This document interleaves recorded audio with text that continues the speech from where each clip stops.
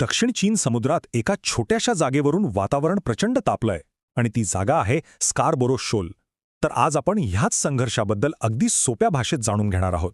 पण विचार करण्यासारखी गोष्ट ही आहे की समुद्रातल्या काही खडकांच्या तुकड्यांसाठी दोन देश आपल्या युद्धनौका एकमेकांसमोर का उभ्या करत आहेत? ह्यामागे नक्की काय कारण आहे? अच्छा, तर हा सगळा गुंतागुंतीचा विषय सोपा करण्यासाठी आपण काही टप्प्यांमध्ये पुढे जाऊ. सगळ्यात आधी सध्या तिथे काय तणाव आहे ते बघू. मग ही जागा नेमकी काय आहे, तिचं महत्त्व काय, ह्या वादाचं मूळ कुठे आहे, आणि शेवटी या एका जागेपलीकडे संपूर्ण समुद्रात काय चाललंय यावरही एक नजर टाकू. चला तर मग थेट पहिल्या मुद्द्यावर येऊया. स्कारबोरो शोलमध्ये सध्या नेमकं काय सुरू आहे? तर झालंय असं की चीनने स्कारबोरो शोलच्या आसपास आपली जहाजं तैनात केली आहेत आणि एक प्रकारे नाकेबंदी केली आहे. म्हणजे फिलिपिन्सच्या जहाजांना तिथे येण्यापासून रोखलं जातंय. आणि याच एका गोष्टीमुळे दोन्ही देशांमध्ये तणाव इतका वाढलाय की हा विषय आता आंतरराष्ट्रीय पातळीवर चर्चेत आला आहे. ओके, आता या जागेबद्दल थोडं जाणून घेऊया. कारण गंमत अशी आहे की या जागेच्या नावामध्येच वादाची खरी मुळं लपलेली आहेत. हे बघा, इथेच आपल्याला वादाचं मूळ स्पष्ट दिसतं. फिलिपिन्स या जागेला म्हणतं पनाटाग शोल, तर चीनचं नाव आहे हुआंग्यान डाओ.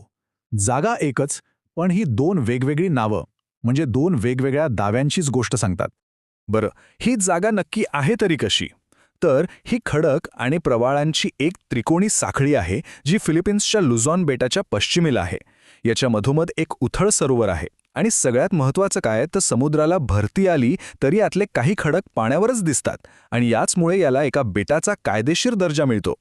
आता पुढचा आणि सगळ्यात महत्त्वाचा प्रश्न, हे एवढंसं बेट इतकं महत्त्वाचं काय आहे? यामागे नक्की कोणते सामरिक डावपेच आहेत? या छोट्याशा जागेचं महत्त्व प्रचंड आहे आणि त्याची 4 मुख्य कारणं आहेत. पहिलं म्हणजे व्यापार. जगाचे काही अत्यंत महत्त्वाचे सागरी मार्ग बरोबर इथूनच जातात. दुसरं कारण म्हणजे मासेमारी. इथला समुद्र माशांनी समृद्ध आहे, जे तिथल्या स्थानिक अर्थव्यवस्थेसाठी खूप गरजेचं आहे. तिसरं आणि कदाचित सर्वात मोठं कारण म्हणजे नैसर्गिक संसाधने. असं मानलं जातं की समुद्राच्या खाली तेल आणि नैसर्गिक वायूचे प्रचंड साठे आहेत. आणि चौथं कारण आहे सामरिक प्रभाव, म्हणजे ज्याचं या बेटावर नियंत्रण असेल त्याचा संपूर्ण दक्षिण चीन समुद्रावर वचक राहील. ठीक आहे, तर आता आपण या वादाच्या अगदी मुळाशी जाऊया. आपला चौथा मुद्दा, दोन्ही देशांचे परस्पर विरोधी दावे. इथे आपल्याला दोन पूर्णपणे वेगळ्या कहाण्या ऐकायला मिळतात. फिलिपिन्सचा दावा आंतरराष्ट्रीय कायद्यावर आधारित आहे.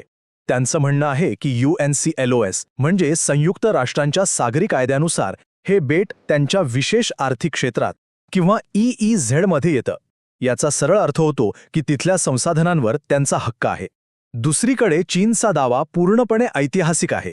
ते एका 9 डॅश लाईन नावाच्या नकाशाच्या आधारावर जवळजवळ संपूर्ण दक्षिण चीन समुद्रावर आपला हक्क सांगतात. पण या वादामध्ये 2016 साली एक मोठा ट्विस्ट आला.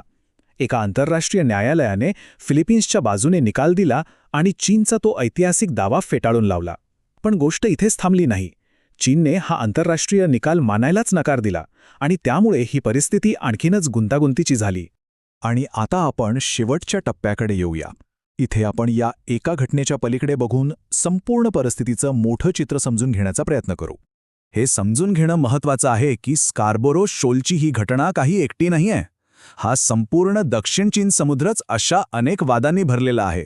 तुम्ही पॅरासेल आयलँडची नाव घेतलं किंवा स्प्रॅटली आयलँड्सचं, सगळीकडे कमी अधिक प्रमाणात असेच दावे प्रतिदावे सुरू आहेत. त्यामुळे हा वाद खरं तर एका मोठ्या आंतरराष्ट्रीय संघर्षाचा फक्त एक छोटासा भाग आहे. आणि हे सगळं पाहिल्यावर आपल्यासमोर एक खूप मोठा आणि विचार करायला लावणारा प्रश्न उभा राहतो. जेव्हा देशांचे स्वतःचे दावे आणि आंतरराष्ट्रीय कायदे एकमेकांच्या विरोधात उभे ठाकतात, तेव्हा शांततेकडे जाणारा मार्ग नक्की कोणता असतो?